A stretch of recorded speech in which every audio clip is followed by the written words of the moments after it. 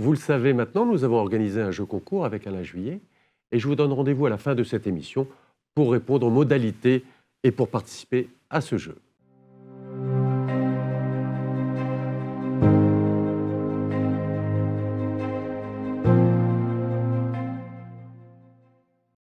Bonjour, bienvenue sur Open Box TV, l'émission de géopolitique d'Alain Juillet.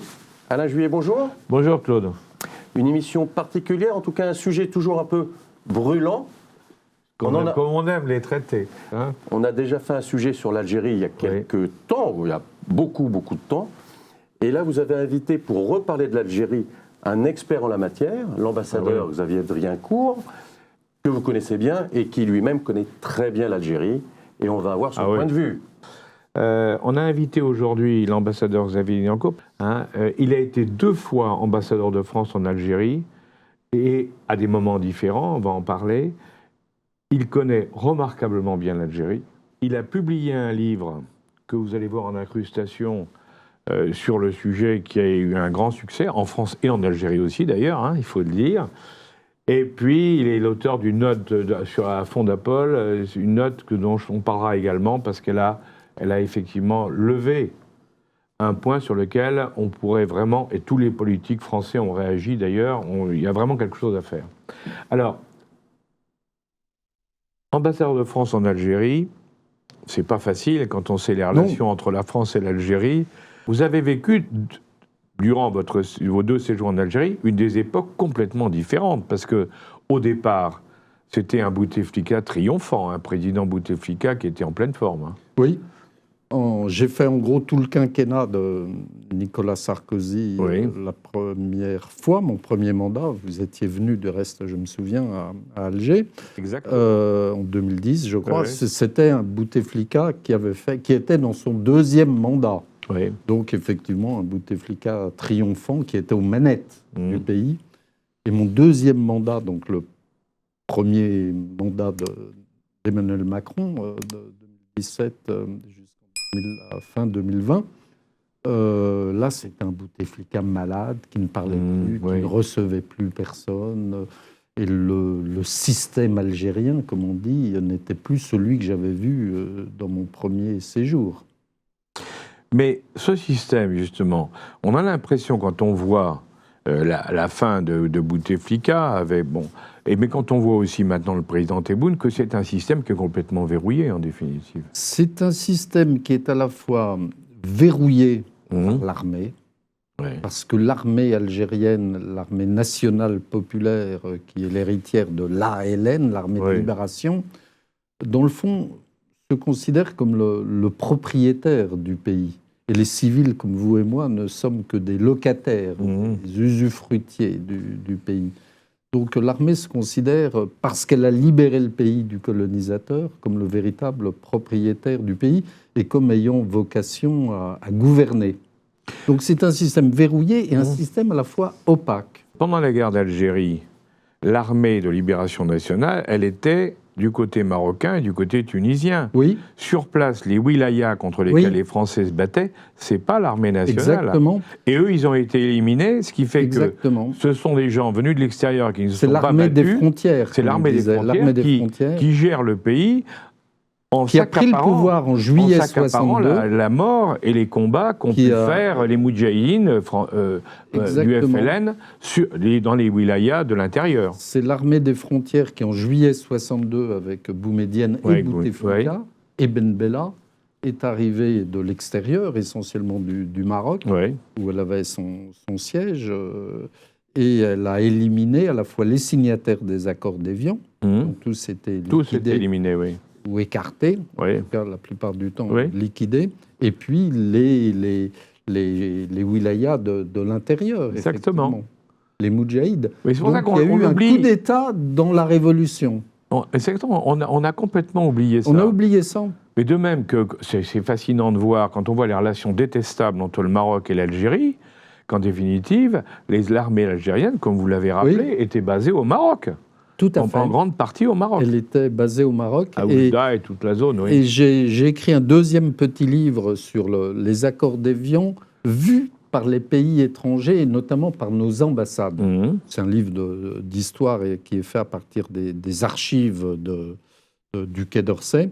Et je suis tombé sur un entretien entre le général de Gaulle et le roi du Maroc, Hassan II, où de Gaulle interroge Hassan II sur justement ce paradoxe que vous venez de décrire.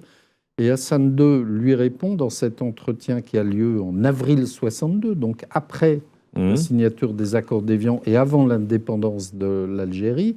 Hassan II lui répond « L'Algérie va être le cancer de l'Afrique ».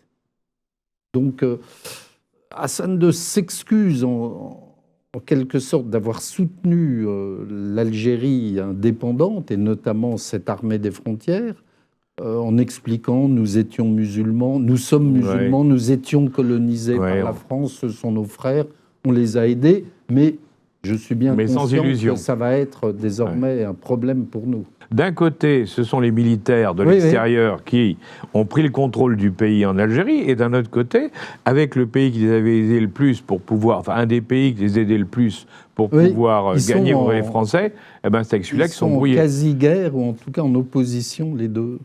C'est fascinant quand même. C'est étonnant, et ça dure donc depuis les années 50. Mais alors, comment ces militaires, une fois, alors ils sont arrivés, d'accord, à l'époque de Boumedienne et de Ben Bella, ils ont pris le pouvoir, ils ont pris le contrôle économique aussi du pays. Oui. Et alors, mais ils arrivent à se maintenir jusqu'à maintenant quand même. Comment font-ils? Parce que c'est rare. Ils arrivent à se maintenir parce que le système, je disais, est quand même très verrouillé, opaque. Et les militaires sont la colonne vertébrale du pays depuis 62. Donc, pendant les 15 premières années sous Boumedienne, Ben Bella, Boumedienne, il y avait le système de parti unique jusqu'en 1989 sous Chadli. Donc, pendant 20 ans, un système de parti unique, des élections complètement verrouillées. Et à partir de 1989, une timide ouverture qui, elle, paradoxalement, a amené le fils et les islamistes aux élections et au pouvoir. Et donc, après, un nouveau coup d'État en 1992, en janvier 92, pour interrompre le processus électoral et pour que l'armée se maintienne au pouvoir. Donc l'armée a une double légitimité, celle d'avoir vaincu la France, celle d'avoir vaincu les islamistes. Donc elle est...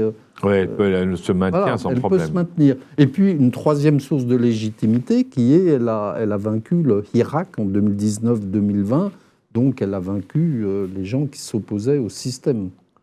Mais alors justement, vous venez de le citer avec l'Irak. L'Irak, à un moment, tout le monde disait, ça y est, en Algérie, il y a des manifestations pacifiques, parce que le reste est pacifique. Oui, mais tout à fait. Il y a eu une voiture brûlée en un an. Mais c'est d'ailleurs assez étonnant de voir que dans ce pays réputé plutôt violent, les manifestations sont pacifiques, alors que chez nous, où on se prétend qu'on est d'un pays plutôt calme, démocratique, chez nous, c'est d'une violence extrême quand on voit les, voit les bassines, la guerre des bassines et autres. C'est un paradoxe. Aujourd'hui, donc, les militaires ont mis en place, on peut bien le dire, ont mis en place le président Tebboune. Tout à fait. On est bien... Et il a été élu en décembre 2019. Oui, c'est ça. Et bientôt, il va y avoir de nouveau une élection. De nouveau une élection au terme de ces 5 ans de premier mandat. Ça. Et alors, les relations avec la France, parce qu'on est obligé d'en parler quand même un petit peu, et vous les connaissez bien, puisque vous étiez là-bas, vous étiez au cœur de tout ce qui se passait.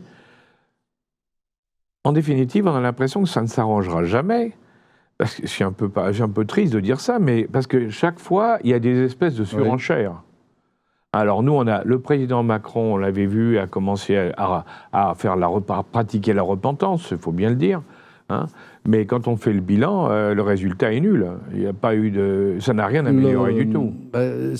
Non, je suis un peu brutal. Il y a un résultat parce qu'on a quand même cédé beaucoup de choses à l'Algérie. Donc pour les Algériens, il y a un résultat. Oui, mais ce n'est pas suffisant. Mais ils en veulent encore plus. Voilà, ils en veulent encore un peu plus. Mais si vous regardez sur le long terme, vous voyez que ces relations franco-algériennes, elles sont cycliques en permanence. Il y a une tentative de réconciliation par chaque président. Et on dit toujours, en tout cas on dit au Quai d'Orsay, un septennat commence à Alger et se termine à Rabat.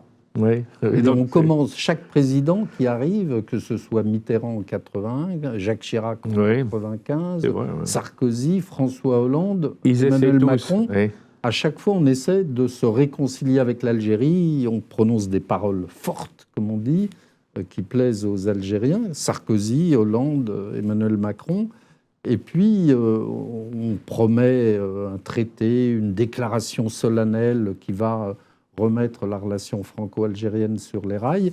Et à chaque fois, il y a un problème. Alors, sous François Mitterrand, il y a eu le fils arrivé au pouvoir en 91-92, donc avec une attitude compliquée de la part du gouvernement de François Mitterrand vis-à-vis des islamistes. Il y a eu les attentats contre la France, Tibérine, etc. Oui. Sous Jacques Chirac, ça a très bien démarré, et puis il y a eu le vote de la loi de 2005 sur la mémoire. Sous Nicolas Sarkozy, c'est le quinquennat que j'ai vécu sur place, ça avait bien démarré, et puis il y a eu un incident, l'arrestation du chef du protocole du président algérien par un juge d'instruction à Marignane, qui a remis les compteurs à zéro. Sous François Hollande, ça a plutôt bien commencé, mais il y avait en face un Bouteflika malade. Et puis avec le président Macron, ça a très bien commencé également. Il y a eu le Irak ensuite. Et puis il y a eu du côté algérien un pouvoir qui s'est dit, ce jeune président... On va en profiter. On va pouvoir en profiter. On va faire 3 tours. Voilà, exactement. C'est ça. Hein. On exigeait ça, mais maintenant on peut demander beaucoup on peut aller plus loin. On peut aller plus loin parce que...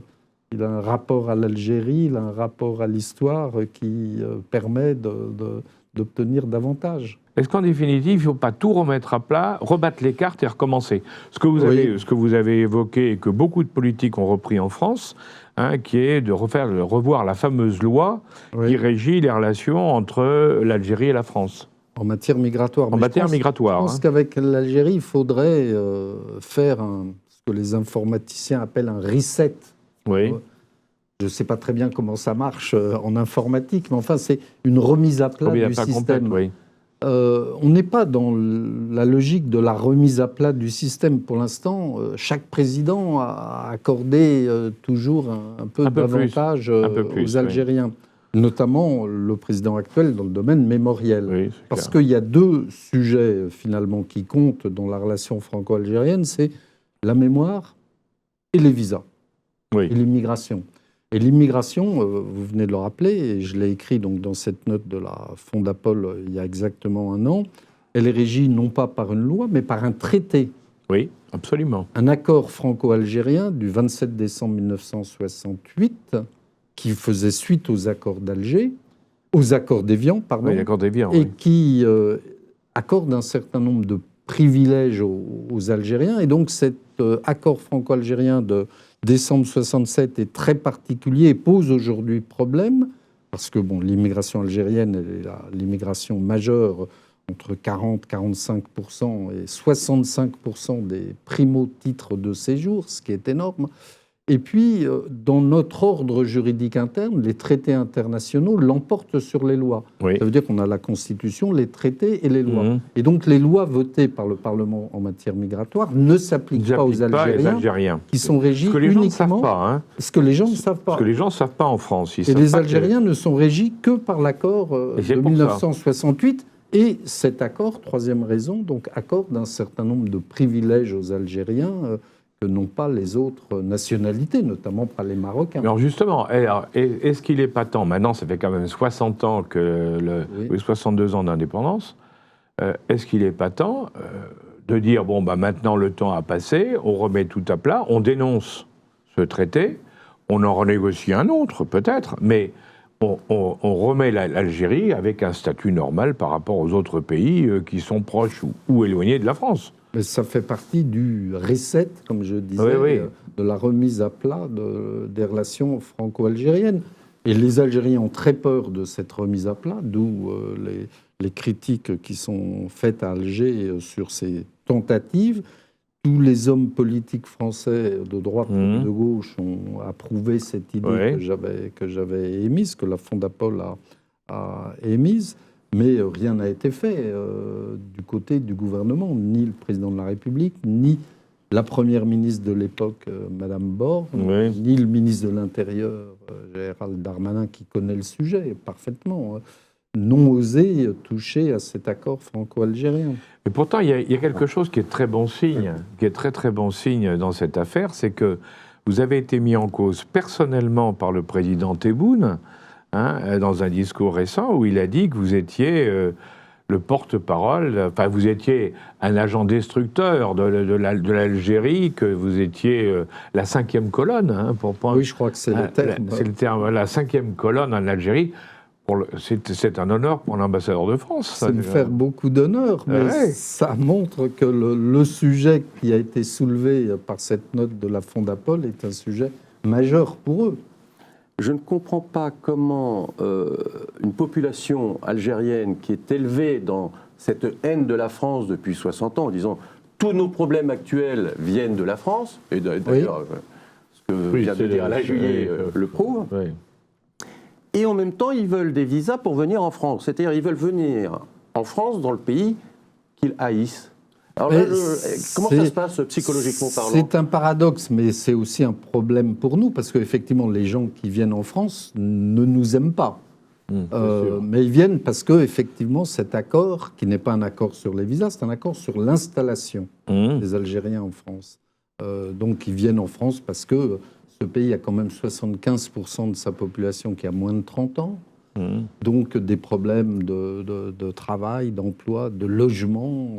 C'est un pays qui ne produit rien sauf du pétrole et du gaz. Donc c'est pas du tout la pétrochimie n'est pas du tout créatrice d'emplois.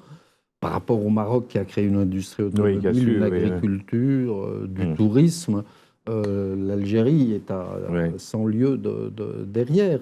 Donc il y a effectivement un mouvement vers la France, et aussi parce que chaque Algérien a un frère, un oncle, une grand-mère, un cousin en France. Donc, et puis c'est un pays francophone, évidemment. Donc il y a toutes les raisons de venir en France, ou éventuellement au Québec. Enfin, l'Algérie veut remettre en cause aussi l'aspect francophone Oui, tout à fait. L'Algérie a remis en cause l'aspect francophone en décidant, sous Boumedienne, d'arabiser le système d'enseignement, et puis tout récemment d'angliciser le système d'enseignement et administratif, parce que l'Algérie a décidé de devenir un pays anglophone du jour au lendemain, ce qui pose un certain nombre de problèmes. Je ne comprends pas qu'on ait envie d'aller dans un pays où on me dit ce pays est notre ennemi depuis 60 ans. Oui, c'est vrai. J'ai un peu du mal. C'est vrai, mais ce discours que vous évoquez, c'est aussi la source de légitimité du pouvoir algérien. Oui, c'est sûr. Donc, voilà, le président de la République lui-même l'a dit. Il a dit, il y a 2 ans, il avait parlé de l'instrumentalisation, de la falsification de l'histoire par le gouvernement algérien, par le système politico-militaire. Donc lui-même est bien conscient de cette ambiguïté et de cette contradiction majeure. On a l'impression que pour l'Algérie, que notre président, en définitive, il est très frustré, très déçu, parce qu'il a fait beaucoup, il a lâché beaucoup, il a donné beaucoup. Et en définitive, quand on voit que maintenant on est en train, comme vous le rappeliez tout à l'heure, et comme chaque président, il est en train de rebasculer peu à peu vers le Maroc, c'est quand même le constat d'un échec. Alors, je crois qu'il y a eu plusieurs phases dans son raisonnement. Je pense qu'en 2017, avec sa fameuse phrase sur la colonisation, crime contre l'humanité, je pense qu'il était persuadé qu'en prononçant ces mots, il ferait plaisir aux Algériens qui lui en seraient reconnaissants. C'est pas du tout ce qui s'est passé, parce que la reconnaissance, c'est quelque chose qui n'existe pas chez les militaires algériens. Et donc, il y a eu une détérioration des relations, avec en plus la fin de Bouteflika à ce moment-là, la reprise en main du pouvoir par les militaires. Et le président de la République et le gouvernement ont fait un certain nombre de concessions dans le domaine mémoriel. Les Algériens ont empoché, si je puis dire, et puis n'ont rien donné en contrepartie. Donc il y a eu une interrogation, effectivement, sans doute chez le président de la République, et ces mots, ces paroles très dures à l'automne 2021, début 2022, sur la falsification de l'histoire Oui, par l'Algérie, etc. La réduction du nombre de visas ou la réduction annoncée du nombre de visas. Et puis ensuite, curieusement, le président est allé à Alger, embrassade avec Tebboune pendant 3 jours à Alger et à Oran en août 2022.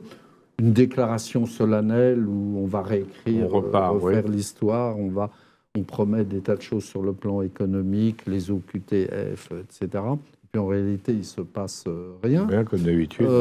Et puis, aujourd'hui, on est dans un mouvement de rapprochement avec le Maroc, parce que le paradoxe, c'est quand même que la France était mal avec le Maroc et avec l'Algérie, donc il faut bien se rapprocher de quelqu'un. On se rapproche du Maroc, et je pense que la prochaine étape, c'est pour se faire pardonner par les Algériens de se rapprocher du Maroc, on va lâcher quelque chose. Encore quelque chose. La France essaye toujours de se rabibocher avec l'Algérie, mais quel est l'intérêt de la France, sur le plan géopolitique, industriel, économique, de faire en sorte de se rapprocher et de tout faire pour se rapprocher d'Algérie? Où est notre intérêt, quelque part? Je dirais que c'est très diffus, à défaut d'être confus, mais bon, il y a une relation quand même très particulière avec l'Algérie.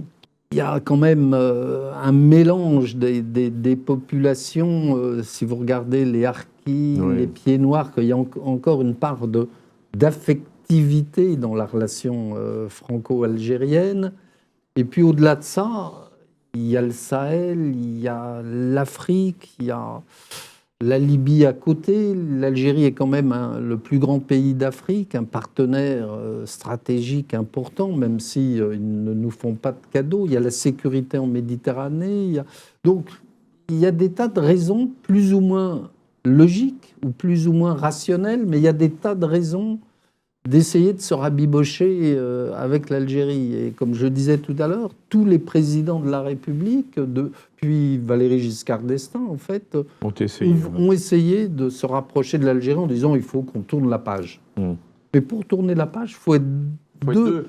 Et il faut avoir en face des gens qui sont prêts à tourner la page. Mais c'est pour ça que votre idée de dénoncer le traité serait probablement un moyen d'obliger tout le monde à se mettre autour de la table et à repartir sur de nouvelles bases. Bon, c'est un secteur très particulier, mais qui est central dans la relation franco-algérienne, parce que pour l'instant, nous, autorités françaises, nous montrons que nous n'avons pas pris la mesure des choses.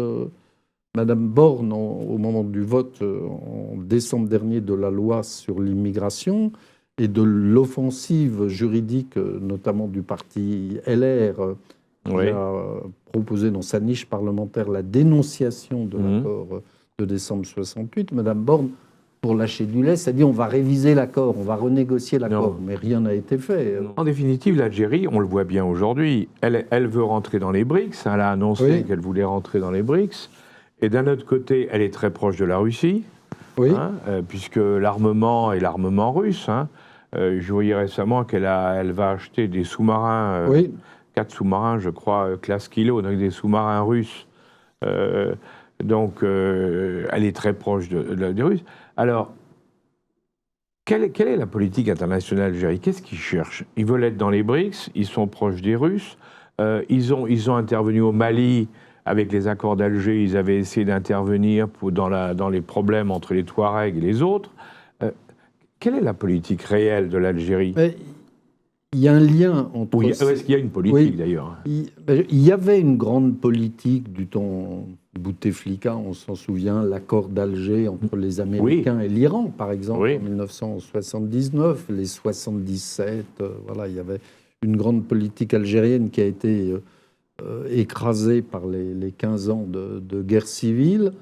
Et aujourd'hui, il y a un lien entre tous les sujets que vous avez mentionnés, qui est, dans le fond, de se positionner contre l'Occident. Alors, ce n'est pas le Sud global, mais c'est de se positionner contre l'Occident. Ça fait partie de l'ADN de la politique étrangère algérienne. Donc, il y a la relation avec les BRICS, qui sont quand même dominés par la Chine et la Russie. Il y a les relations militaires avec l'URSS puis la Russie, la Russie, les relations économiques avec la Chine et la Turquie, les relations avec le Sahel qui sont considérées, notamment le Mali, comme l'arrière-cour de l'Algérie, et ça n'a pas fait plaisir aux Algériens que le président Hollande envoie des troupes au Mali. Donc il y a ce sentiment aussi d'être, de la part de l'Algérie, d'être entouré d'ennemis. Il y a la Libye d'un côté, il y a la France au nord, il y a le Maroc à l'ouest, et au sud, il y a des pays tout le monde est ennemi, voilà. en définitive. Donc, tout le monde en veut, quoi. Et puis il y a une concurrence Algérie-Maroc sur le continent africain, vis-à-vis de la France, évidemment, avec l'Espagne aussi. Donc voilà, la politique étrangère algérienne, elle est marquée à la fois par la relation avec la Russie, et avec aujourd'hui, on dirait, le Sud global, et par les oppositions avec le Maroc. Et puis, le troisième pilier, c'est la France. Justement, pour parler du Maroc et de l'Algérie, il y a un point qui reste permanent, un conflit permanent entre eux, c'est l'histoire du Sahara, le Sahara occidental, l'ancien IFNI des Espagnols, le territoire qui était sous protectorat espagnol, et que les Marocains, enfin le roi Hassan II avait occupé dans sa marche verte en disant « ça a toujours été à nous, puisque le royaume de Fès descendait jusqu'au Sénégal en l'an 900 ». Donc c'est à nous, mais d'un autre côté, c'est rien qu'on ne dit pas du tout, cette partie-là doit être autonome. Et on peut penser que c'est parce qu'ils voulaient un accès à l'Atlantique, parce que c'est ça. Un accès, et puis avoir un territoire qu'ils contrôleraient par l'intermédiaire d'un gouvernement bien sûr. Mais je crois que chez les Marocains, il y a aussi, il y a ce que vous avez rappelé, mais il y a aussi le sentiment qu'ils ont été lésés dans les frontières, dans la délimitation des frontières de la colonisation. Et dans cet entretien De Gaulle-Hassan II que je citais tout à l'heure, en avril 62, Hassan II demande à De Gaulle de rectifier les frontières au profit du Maroc, tant que l'Algérie est encore française. Donc avant juillet 62, entre avril et juillet 62, il lui dit la carte de l'Algérie nous a lésés et il faut rectifier les frontières de ce territoire qui est un territoire français jusqu'en juillet, et il faut nous redonner une partie du Sahara. Et donc il y a ce sentiment, je crois, très fort chez les Marocains qu'ils ont été lésés par le statut particulier de l'Algérie. Il faut dire quand même que quand on a fait donner l'Algérie, enfin quand on a fait l'indépendance de l'Algérie, il y a eu tous ces débats sur le Sahara. Ben oui, le Sahara n'a jamais fait partie de l'Algérie. Voilà, et dans les négociations, il faut dire la vérité. Dans les négociations d'Évian, tout le monde nous en veut au Sud, en disant mais cette partie-là, ça n'a jamais été l'Algérie. C'était autre chose. Et il y a eu la volonté de Gaulle d'abord d'essayer de garder le Sahara, où on venait de découvrir du pétrole, et ensuite d'en faire une zone internationale, partagée entre les pays limitrophes. Et bon, finalement, à la fin, c'est l'Algérie qui a emporté... Qui a enraflé la mise, mais du même coup, une partie des problèmes que nous avons, on parle du Sahara espagnol, du Sahara marocain du Sud, le problème du Sahel et autres, vient de là. Voilà. Si on n'avait pas donné à l'Algérie cette partie du Sahara qui va jusqu'à la frontière du Mali, du Niger et du Tchad, on n'en serait pas là. Mais voilà, ça explique aussi les tensions avec le Maroc. Il n'y a pas seulement la question du Sahara. Et puis il y a deux régimes d'inspiration complètement différentes. Un régime militaire d'un côté, depuis 62, vous avez rappelé ce qui s'est passé en juillet 62. De l'autre côté, une monarchie, un roi commandeur des croyants. Et depuis, toujours. C'est une monarchie presque éternelle. Un système de gouvernement différent, où l'armée joue aussi un rôle, mais pas de la même façon qu'en Algérie. Donc voilà, il y a une rivalité entre ces deux pays. Alors que, moi je disais toujours à Alger que les trois pays du Maghreb, s'ils arrivaient à s'entendre, ils devraient être ce qu'a été le Benelux à l'Europe, au marché commun, et à la CECA. Les trois pays du Benelux s'étaient unis dans les années 50 pour essayer de faire avancer, avec Robert Schuman, Gasperi en Italie, de faire avancer le marché commun et de transformer la CECA en marché commun. Les 3 pays du Maghreb, qui sont complémentaires d'une certaine façon, l'un a du gaz et du pétrole, l'autre a une industrie, a une agriculture assez prospère. Il devrait être à l'Afrique ce qu'a été le Benelux pour l'Europe. Ah oui, mais là, les problèmes de personnes sont tels voilà. que... Mais oui, mais on y est arrivé en Europe. Hein. Oui, c'est vrai. C'est impressionnant. Et Alain Juillet et moi-même, on connaît bien cette région du sud marocain, avec Darla. Darla, qui est la ville la plus proche de Mauritanie, enfin, vraiment très en bas. Ça s'est développé de façon exceptionnelle, côté marocain.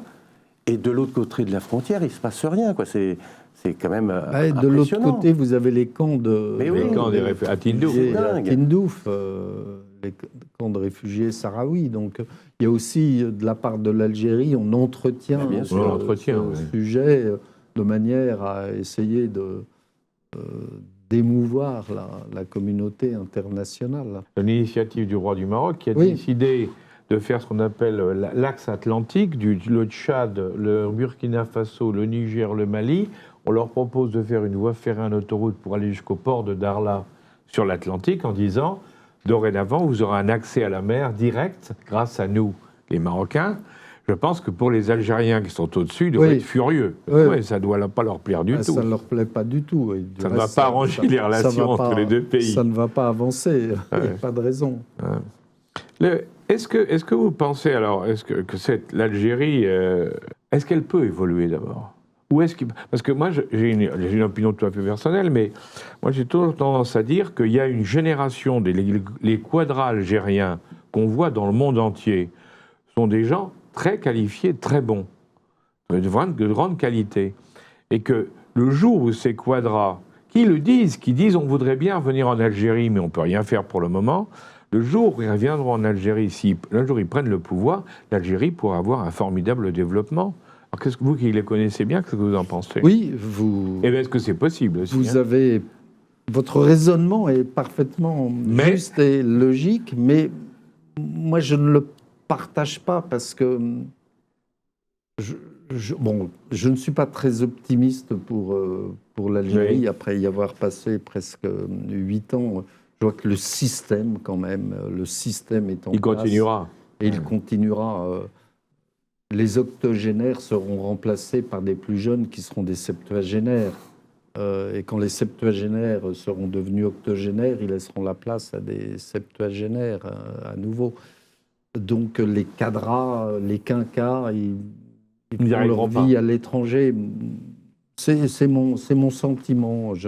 Et plus encore, je pense que le Irak a changé un peu la donne parce que le système algérien s'est persuadé que cette population, ou une bonne partie de la population, lui était hostile et voulait retirer à l'armée son pouvoir et ses privilèges. Donc ça les a renforcés dans leur volonté de maintenir ce système coûte que coûte. Et si vous n'êtes pas d'accord, allez à l'étranger, allez en France, allez à Dubaï, allez au Canada. Partez. Voilà.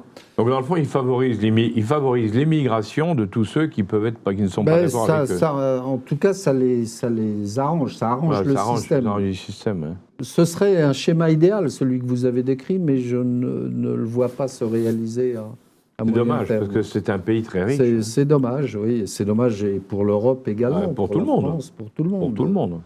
Pour eux, oui. Parce qu'ils pourraient connaître un développement tout à fait différent, mais également pour tous les autres pays, comme vous le disiez, dans la mesure où... Et alors, depuis qu'on fait cette émission avec Alain Juillet, tous les 6 mois, on nous annonce la venue du président algérien pour un grand voyage officiel en France. Et puis, il ne se passe rien. Qu'est-ce qui pourrait déclencher la venue du président algérien officiellement en France ? Pour une visite d'État, il faut avoir du grain à moudre, des choses à mettre sur la table.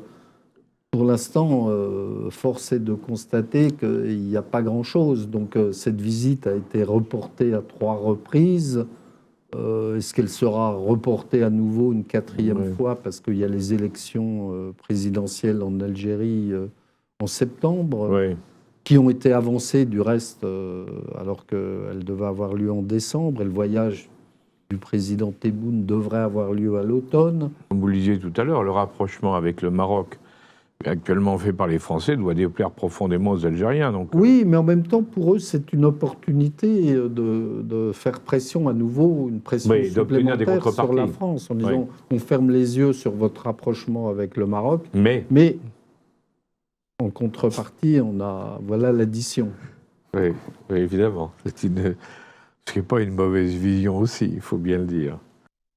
Nous avons l'Algérie, je le rappelais tout à l'heure, veut rentrer dans les BRICS. Bon, alors je sais pas Elle n'a pas réussi. Oui, mais j'allais vous dire, ils n'y ont pas réussi. Non. Et est-ce que c'est pas la preuve également qu'ils n'arrivent pas quand même avec les pays qui sont en train de s'organiser pour faire un bloc, leur politique et leur approche, en définitive, fait qu'ils ne créent pas la confiance chez les autres. Hein. Oui, et puis, si vous regardez ce que sont les BRICS, c'était à l'origine, en tout cas, aujourd'hui ça a peut-être un petit peu changé, mais c'était à l'origine des pays à économie développée émergente, ou émergente développée. La Chine, l'Inde, le Brésil, la Russie avant la guerre en Ukraine. Voilà. L'Algérie frappe à la porte des BRICS, mais l'Algérie, comme industrie, elle a seulement le pétrole. Elle n'a pas grand-chose à mettre dans la corbeille de la mariée des BRICS. On ne voit pas un potentiel. Voilà. Alors, et il n'y a pas de raison que ça change fondamentalement dans les années à venir, malgré les déclarations. Et je pense que les Algériens sont très mécontents de voir que c'est finalement l'Égypte qui est un peu l'ennemi aussi, l'ennemi de l'Est de l'Algérie, ou en tout cas le rival égyptien est entré, lui, dans les BRICS. Oui, ça veut dire que les BRICS ont choisi plutôt l'Égypte et même l'Éthiopie, considérés comme des pays à fort potentiel. Voilà, à fort potentiel. Oui, ce qui montre bien donc pour les BRICS comme pour nous d'ailleurs, l'Algérie ne présente pas un potentiel de développement pour le futur. Ça va exactement dans le sens que vous disiez sur le fait que c'est stable et ça ne bougera pas. Quoi. Je le pense, je peux me tromper. Hein. Oui, mais enfin là vous êtes en ligne avec les BRICS et vous entendez beaucoup de monde. Hein. Quand même.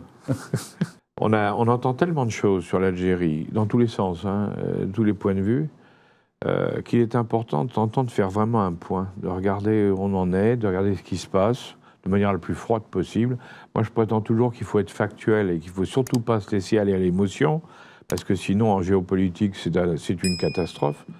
Et là, justement, en étant très factuel, et vous en avez fait la preuve dans toute cette interview, eh bien, on arrive à avoir une vision assez claire, mais en définitive plutôt pessimiste, à la fois de nos relations avec l'Algérie, mais aussi de l'avenir de l'Algérie, ce qui est triste pour eux, mais en espérant peut-être qu'un jour il y aura quelque chose. Je crois que la conclusion de tout cela, en tout cas pour nous, Français, c'est que la difficulté de l'Algérie, c'est que pour nous, c'est à la fois de la politique étrangère et de la politique intérieure française.